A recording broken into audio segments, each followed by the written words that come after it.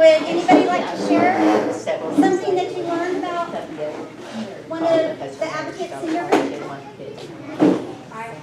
Okay, Carly. Y'all had some interesting things going on over here, so I'm going to see which one you choose to share. Oh, well, nothing really. No. This is Ashton, and we actually have a lot in common. We could eat Mexican food 24/7. Yeah. And we relate a lot to the people that we work with, whether that be good or bad.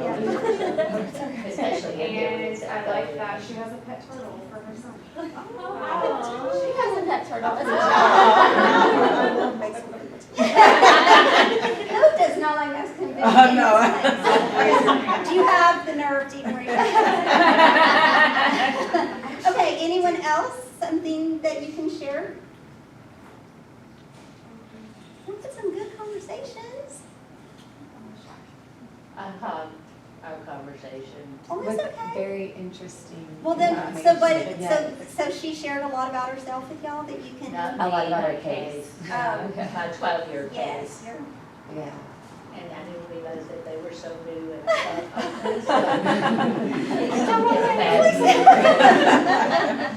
as you know, my case is exception to the rule. Yes. Big time. Yes. 12 years. But because I had the thing that makes you sad, and that's what, Oh, that's what got it started. Yeah. so I hugged the whole conversation. I'm sorry. I was so Good. interested. Well, I'm sure they get absorbed a lot because you've got a lot of knowledge and wisdom to I share. got a lot of something up there. Okay, well, if no one else has anything that you're just dying to share with us, I want to thank you for participating, and hopefully you enjoyed getting to know your fellow advocates a little bit better. And now when you see each other at these trainings and passing through the hall at the office, you'll, hey, I know you. Turtle. Yes. Okay, so I'm not sure who's up next. Falling gets me. Okay. No, you're good.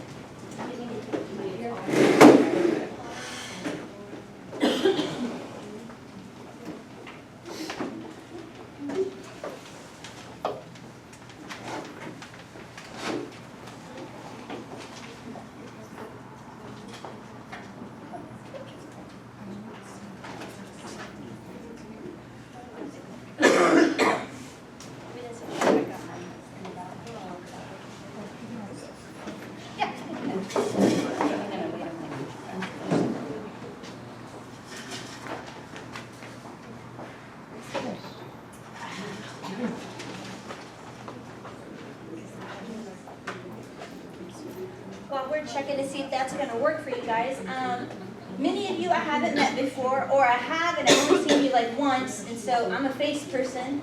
I will see you through town. Like, I know a few people because I did PSBT with them, and I got to be with a really amazing group of advocates in that class. But my name is Holly. I'm the newest member on CASA team, and I'm the new training and outreach coordinator, as Kim mentioned earlier. But right now I'm primarily outreach and just awareness and seeing what we can do with our churches and helping them out. Some of it will not help our cause because I'm trying to get churches to help our families. So, in the big picture, it's all for the best for the kids, right? So, one of the things we're going to talk about today is cultural competency. So, it is defined as the ability to understand, appreciate, and effectively interact with people from diverse cultural backgrounds, demonstrating respect and avoiding cultural biases. So, diverse cultures, what comes in your mind, if you can kind of just popcorn out, what comes into your mind when you hear diverse or diversity? What's one thing that comes to your mind? Three. Differences in, like, just differences in general. Like Differences in general, I like that, okay, I'll take that one. It could be your beliefs, your age, your skin color. Beliefs, All sorts age, of skin things. colors, anything else? Culture, religion. Cultural, okay. Your religion, your beliefs, anything else that I can think of? Where you live. Where you live, yeah. So I grew up in a small town called Lamarck. I don't know if anybody knows that. It's between Texas City or NASA area, Clear Lake area, and Galveston. The prominent ethnic group in that area was, I don't know if it still is to this day, African American. My dad was at the same blue collar level because he worked at the chemical plant. He just didn't work at the Texas City plant. And I was there all the way through 6th grade. I didn't know that life was any different. And then my parents moved us to Friendswood. If you know anything about Friendswood, it's very, very affluent, very, very Caucasian. And I was like, whoa, there are more white people in the world? Like, I had no clue going into junior high. And it was a different culture change. I remember going in high school and kids were getting cars, brand new cars. Some of them better than what we drive today, adults, okay? And then they would wreck it, like, 2 weeks later, and mom and dad would buy another one. I'm like, what? My dad would tell me my license was revoked for a little while. So, yeah, ride the bus or walk. And so those were my 2 different backgrounds. With that, it has helped me. There could be some biases that I have, but it also could be that I had these 2 different backgrounds, and it's changed who I am. I think it's one reason I'm a natural includer, because I had these 2 completely opposite backgrounds as I was growing up. So we're going to talk about cultural biases with this activity. So you were sitting down and talking, but now we're going to stand up, but make sure your chair is behind you, because you're going to either stand or sit when I go to the audience, okay? Oh, you don't stand. You can just raise your hand if it's a stand one, okay? Okay. I'm going to give you 2 things. I'm going to say, would you rather, blah, blah, blah, or blah, blah, blah. And then I'm going to tell you which one to stand for and which one to sit down for, okay? You have to choose one. So last time I did this, it was broccoli and carrots, and I thought Rachel was going to, like just beam me with her eyeballs. Like, really, Holly? Not even a choice of something I would eat? She needs macaroni. I know, but that wasn't the choice. So you have to choose one, okay? You don't have to choose happily, and you don't have to, you can react the way you want to react. But you got to sit or stand, okay? You can't be in between. So would you rather eat out or cook in? Eat out is standing. Cooking in would be sitting down. Is there a sigh on one of those? Oh, okay. I thought it was an easy one. I started with the easiest. Okay, you don't have to get up and down yet. You can decide if you need to stand up again for this one. All right. Would you rather scuba dive or go into outer space? Scuba dive, you can stand up. Go outer space, you're going to sit down. Interesting. Outer space is scary. You might get stuck up there. So see, you already have one opinion, which could be a bias into something that is happening. So it doesn't have to be, it could just be an opinion, but it could become a bias. She could look at people that want to go into outer space like they're weird, but maybe not, okay? All right, travel by train or travel by plane. If you want plane, stand up. Train, sit down. I think I would be sitting on this one, to be honest now, because I've only done it once in my lifetime. Okay, last one. I know which one I would do, and I think that CASA staff would know which one I would pick on this one. Vacation at the beach or in the mountains. Mountains, stand up. Beach, sit down.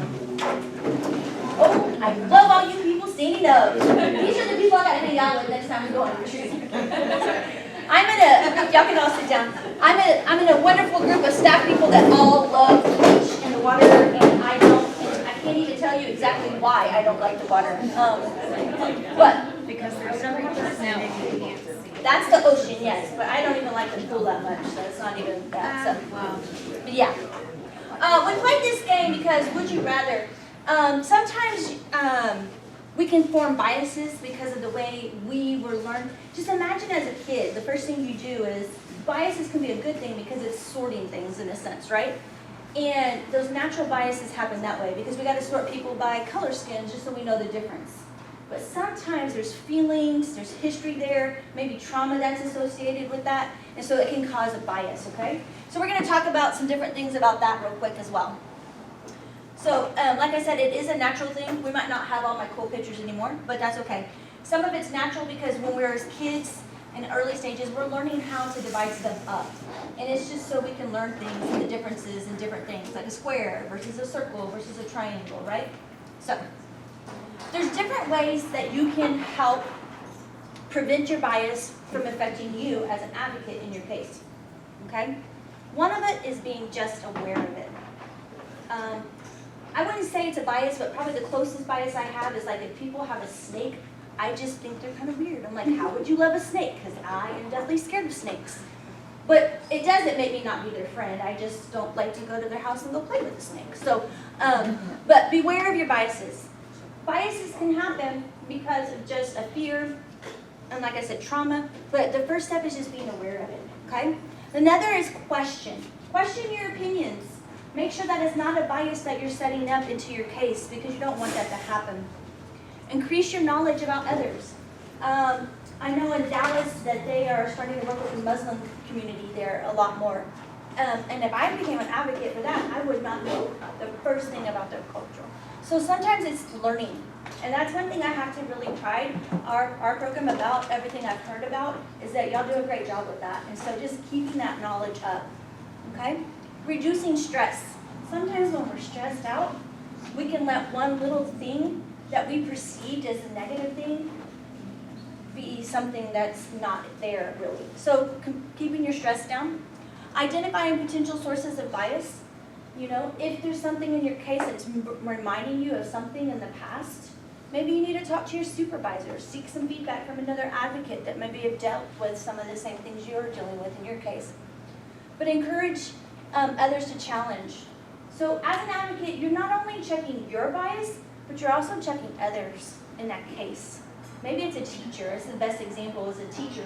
Because a lot of times our students are getting moved, right? Sometimes they have to go to another school.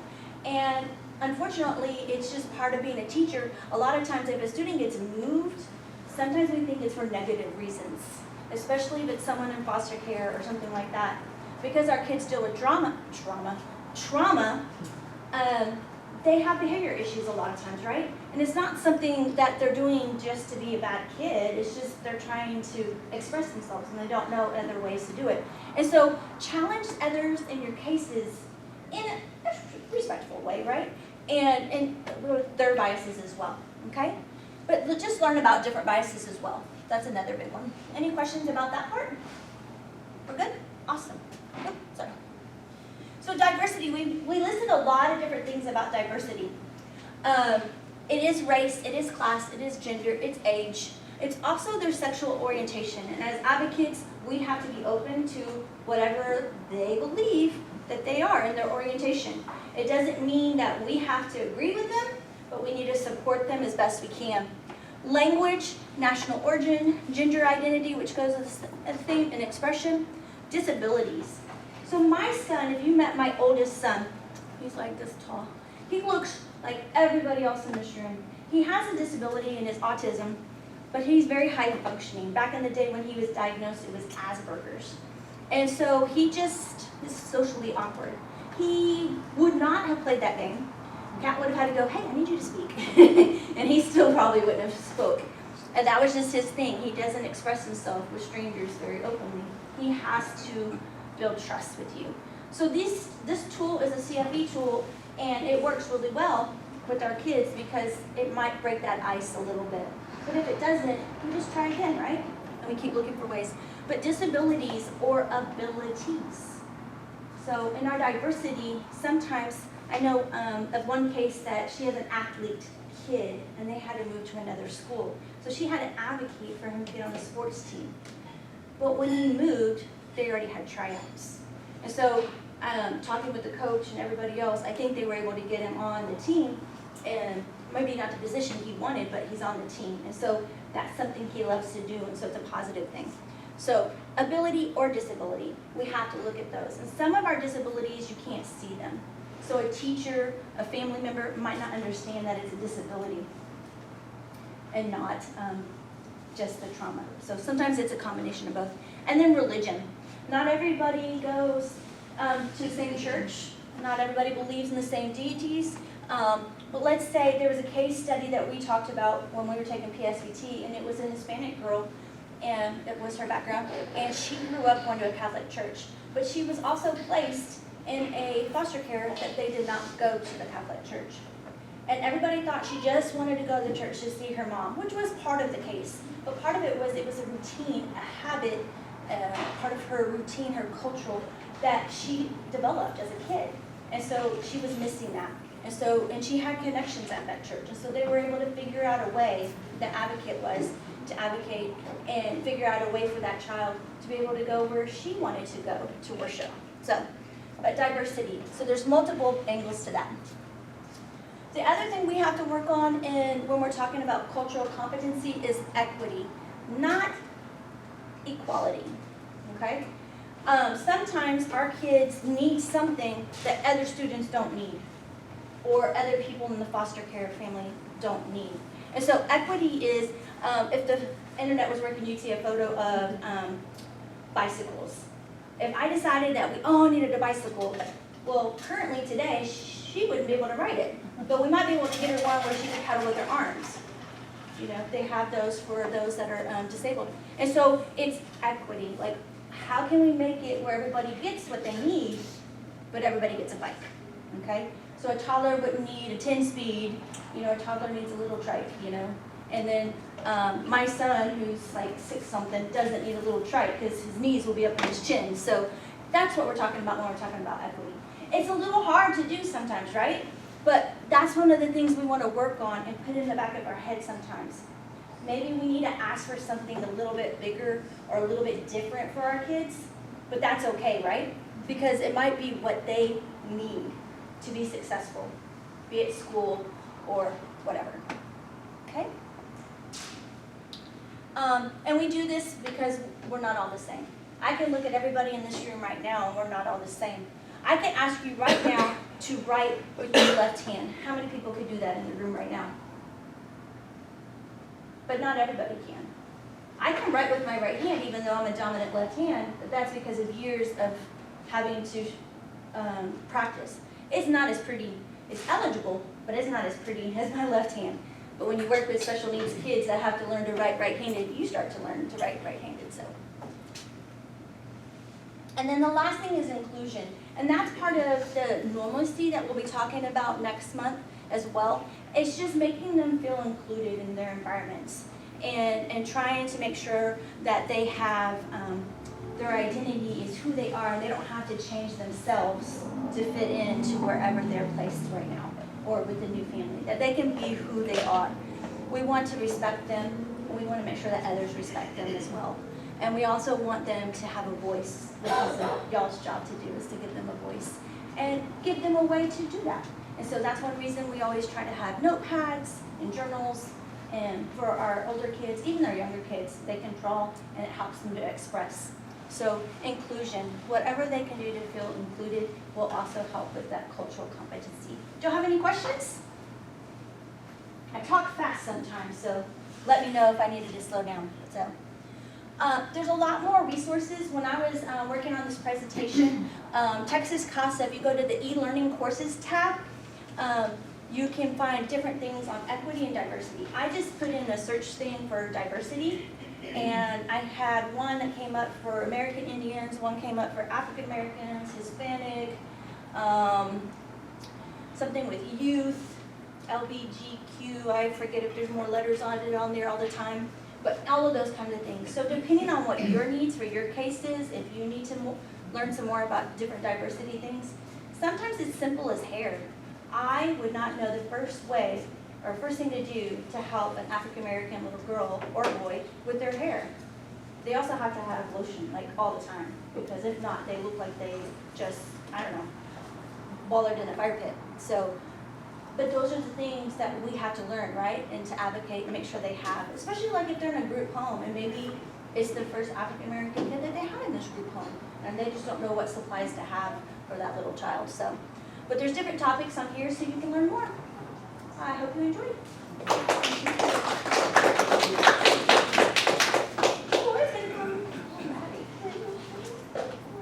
I was going to say good afternoon, but it's evening now. So I just want to tell y'all, first off, before I talk about anything else, how very thankful we are for all of you. you are giving your most valuable resource, which is your time, something we do not take lightly. And so I think you should all give yourself a pat on the back. You should all give yourself a round of applause because you deserve it and we appreciate you. As she said, my name is Laura. I'm Laura Green. I am not the newest. Holly took that title, but I came right before her, so I'm new to CASA. I've been there for a year, and my title is Development Director. What that looks like is completely different from every single lady on staff. Mine is a completely different role.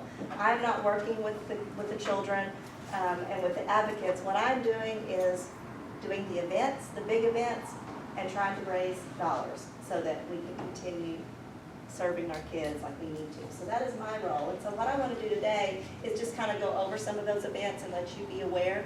I want you to rest assured, we're not telling you these things because they are fundraisers. We're not telling them to you so that you feel like you have to go out and raise money. That is not what we're asking. Why we're telling you these things is so that you can be aware of what we're doing to raise not only dollars, but also to raise awareness. These events have been very successful, the ones we've had so far this past year and years before, in bringing in new people to CASA, which is extremely important for several reasons I'm sure you can understand. This past year we've added a couple of new events, and we have had so many people that have decided to sign up to either give money, which is always great, give their time, be an advocate, be a volunteer on a committee, whatever. They have joined the team and they never had any connection with CASA before. Many of them didn't know what CASA stood for, so that's pretty cool. When I came to CASA a few years ago, one of the people I'm referring to asked me where I was going to be working, and because I knew I had left a position I had been for 20 years, and I said, I'm going to work for CASA, and they said, oh, you're going to your house. No, that's not what I'm doing. Good answer. So it is really, it's amazing how many people out in the world that we live in have no idea what CASA is. And if they say they do, they still may not know fully what we do. I think that's something that's been an eye-opener for me as well. So that is part of the reason for our fundraising events is for money, but it is also for awareness. So I'm going to start with our first event that's coming up very, very soon, Parade of Playhouses. How many of you know about Parade of Playhouses? Okay, most of you do. I think the last time CASA did Parade of Playhouses was in 2020, maybe 2021. We're trying to determine that, but it's been a few years, and so we're bringing it back. Our playhouses this year, we're going to have 6 this year, which is the most we've ever had, which that is just so exciting. And what's really neat about it is only one of the builders has ever done it before. As I mentioned, we're bringing new people to recognize what CASA is. We have 5 builders that had no connection with CASA before, which is huge. Our builders this year are Superior Homes. There are ones that have done it for several years. We have Markham Realty. We have Gulf Coast Trade Center, which I don't know how many of y'all know who Gulf Coast Trade Center is, but they work with children that have not made the best choices, and the next step for them is not a good choice. So that's a really neat program, and they're teaching these kids how to build a house. So that's cool. We also have Seal Construction. We have Sam Houston State Facilities Management, and I'm missing one. I don't have it written down. In-Pace Builders, of course, Carlton knows, who's on our board, I couldn't remember that one. So those 6 people, those 6 builders are building a house. Our first, the date that we're going to start the raffle tickets and the date that the houses are supposed to be on site will be this Friday, November 1st is when we officially kick it off. They're going to be in several different locations throughout the community. We'll have one at Prosperity Bank, we'll have one at McWilliams Heating and Cooling, we'll have one at First Financial Bank in Huntsville, as well as First Financial Bank in New Waverly. We'll have one at Markham Realty, obviously Markham Realty is going to be at Markham Realty, and then we have one at Vera Bank. So if you have not looked at our Facebook page, I encourage you to like it and follow it. We put up a couple of houses the other day. The one from Gulf Coast was completely finished. We put it up, and y'all, that is the coolest house I've ever seen. It's just so pretty. The other ones, they're working on finalizing all of their details, and we'll have pictures of those soon. There's a post going up, I believe, tomorrow, Sam Houston States. It is not your typical playhouse. It is a looks like a camper. It is orange and white, I mean orange and white Bearcat. Might not be a playhouse, it might be something for the deer camp, who knows what it's gonna be. In-Pace Builders, they showed me theirs the other day, it is, speaks Rachel all over. She is really wanting it. It could be a playhouse, it could also be a she shed. So think about that, it's not just for the littles in your life, it's an opportunity to purchase something if you want something in your house too. We'll do tickets. So tonight I actually have tickets. We have them available. We just got them. If you want to purchase tickets or if you want to take a block of tickets and try to sell those to your coworkers, to your family, to your friends, whoever, we would be forever grateful. We'll just sign those out to you. They are $25 each, or you can buy 5 for $100, and that's what we want to push is people to buy 5 for $100. It's a better deal. You get to pick which playhouse that you want. There's a place on the ticket, so you can choose which one you want, or you can just say, I'll just be in a random draw. We're going to draw for these on December 11th at 5:15 at the COS office. You can certainly be there to see who the winners are, but you don't have to be there. You don't have to be present to win. There's some stipulations on delivery. It's 50 miles within Huntsville, or we will figure that out if you have to. And those pictures will be up tomorrow. I'm The sorry. pictures, I am waiting, I've got one picture up on the website. Right. The other 5, I'm waiting on the builders to send me their final pictures. So as soon as they get all their details done, they'll send me those photos and we'll get them on the website. And then we'll start pushing them on our Facebook page. The one I have going up tomorrow is not a finished product, but it still gets you the idea. So take those and share those with people. We had a lot of sharing from the last one, and that's really beneficial. Let's see. Make sure I tell you that. Okay, so like I said, tickets are going to be on sale on Friday. You can purchase them on our website. You can purchase them through Venmo. You can come into the CASA office. You can also purchase them at Markham Realty, at Vera Bank, at First Financial and New Waverly, and at Walker County Federal Credit Union, and then the Story Team. So there are several places that you can purchase those. This is all on the website as well. We're also going to have a few pop-up day sales. So on Saturday, November 23rd, from 9 to noon, we're going to be at Brookshire Brothers in Trinity. And by the way, you don't have to write any of this down because it will all be sent to you. But we are going to be at Brookshire Brothers in Trinity, and we're going to have Santa. I don't know how many of you came to our bingo, but the Santa we had at bingo is going to be our Santa again. He is like the best Santa ever. So he'll be at Brookshire Brothers in Trinity, and so kids can take selfie pictures with Santa, and then we'll have tickets available. We're also going to be on Monday, November 25th from 10 to 2 at Vera Bank. The kids are out of school that week for Thanksgiving, so we're going to be set up there and have cocoa and cookies with Santa. You can see them Playhouse. The Sam Houston Playhouse will be at Vera Bank. You'll be able to see that, look around if you want to. And see that. And then the last one, the last pop-up sale will be on December 5th from 6 to 8 at Double Days Pizza. I don't know how many of y'all been to their place on Thursday nights. They do bingo, and so they want us, I have not done it, but I get to go this time. So they're going to have us there for their December bingo, and we'll have our tickets available there. So there's lots of opportunities to buy tickets, but you can't win if you don't buy tickets. So just remember that. We will also be at Food Truck Friday. I'll talk about that in a minute, but we'll have tickets available there on this Friday. So there's just several different ways. And like I said, any help that you can provide to us, we would appreciate that. Tickets are open to anybody. It doesn't matter where you live. If you live outside that 50-mile radius, we will talk about how we're going to get that playhouse delivered. So just think about that as well. And then, because this is the parade of playhouses, we are going to be in the Huntsville Christmas Parade, which is Saturday, December 7th. We're going to take up the whole block because we're going to have all 6 playhouses pulled by a truck, and we're going to have a CASA float that is leading the pack. Alvin Martin is going to drive our truck. We've got a big 30-foot float. It's going to be, we're going to win. We're just going to win because it's going to be so cool. So if you want to be a part of the parade, I would encourage you to do so. We have a committee that just met to talk about what the float's going to look like because we are decorating the CASA float. The builders are decorating their own playhouses with lights and stuff like that. But there is some opportunities that we could use some of your help if you'd like to volunteer to help us put it together. We're going to be doing that on Friday, December 6th at the CASA office, getting it ready to go so that we can pull up on Saturday afternoon and be ready. The parade begins at 6:30 on Saturday night.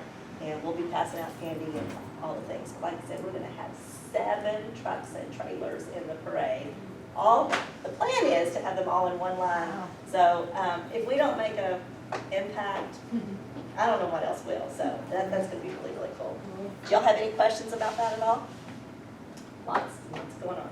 How many of y'all knew about the Kids Expo that we had last year in April? So a couple of y'all did. That was the first year ever. It was the first of any kind in Huntsville, and we're bringing it back. It'll be on Saturday, April 26th.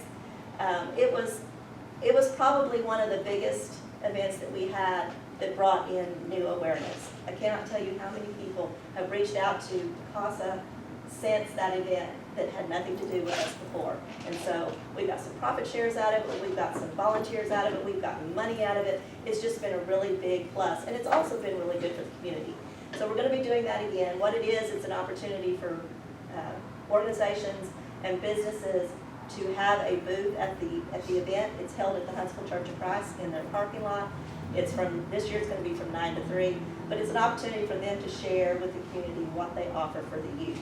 We had things like athletic leagues and dance and orchestra, and we had Girl Scouts and Boy Scouts, and we even had a bank there that was giving piggy banks to the kids to teach them how to save. We had Edward Jones there to talk about financial savings for college. We had a pediatric dentistry. We had a pediatric chiropractor. I mean, we had anything and everything. And so this year we're actually going to try to make it even bigger. So if you have any resources, anybody that you think should be there that day, please let us know. This is not a huge fundraiser for us. It is a fundraiser. It's not the big one, but it is really about awareness and letting people know who we are. Another thing we'll be doing that day is, I don't know how many of you all remember, last year, Elliot Herswick with Elliot's Jewelers came to us and offered us a fantastic opportunity to have a jewelry contest for a child. What it was the child was asked to draw on a piece of paper what they would like to have as a piece of jewelry intended for their mother, because it was going to be around Mother's Day. And then we had a group of people that judged those drawings, which, let me tell you, that was extremely difficult. But we judged those drawings, and then we had one child win. And then Elliot took that drawing and turned it into a piece of jewelry that was valued at $2,500. And he donated all of that. He has already signed up to do it again next year. He absolutely loves CASA. I don't think he's had a whole lot to do with CASA, but boy, he does now, and he absolutely loves it. So he's going to do that again next year. So help us when we start promoting that to get the word out, because we want lots of kids to sign up to do that. We'll be putting that out as we get closer. We do have a Facebook page just for Kids Expo. So if you like the CASA page, be sure you like that page too, and share. So that's what we need from y'all. Also, at the event, it's not only the vendors giving out information, but we also have food trucks there, and we have a kids zone, and we're making that even bigger this year. So we'll have even more opportunities for kids. Pray for good weather. That's what we need. Let's see. Okay, the next event